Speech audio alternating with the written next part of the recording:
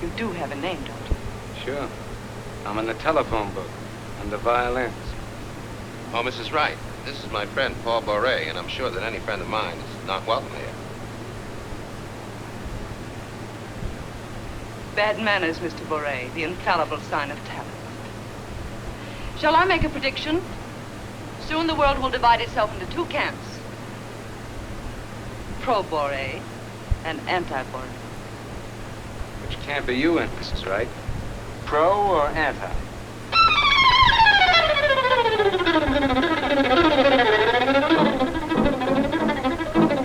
Did you enjoy that script? I think I love that almost as much as any film I've ever made.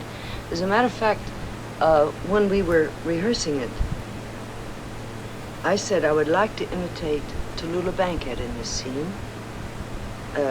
I've seen Tallulah many times at big parties, and she picks up a cigarette and 5 lights come in. We imitated that, and it came off very well. Johnny was one of the most exciting young men to work with that I've ever worked with, except Gable. A short while ago, you gave quite a long press conference, and I wondered, does sometimes facing prying or unfair questions bother you? It's become now rather comic because everyone in England says, how old are you and how much money do you have? And how many times have you been married? So I expect it and I'm ready for it.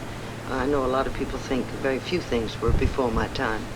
I'm sure you must get very bored by the constant fiction that you and Bette Davis are positively daggers She'd drawn. kill you if she heard you say Bet. She's a fascinating actress, Bette Davis. I've never had time to be friends with her because we only did this. I must ask you about, which is the dead rat sequence in Baby Jane, which I think, perhaps as much, if not more than Psycho, really frightened me half to death. How scared were you on that moment when you lifted up the tureen cover?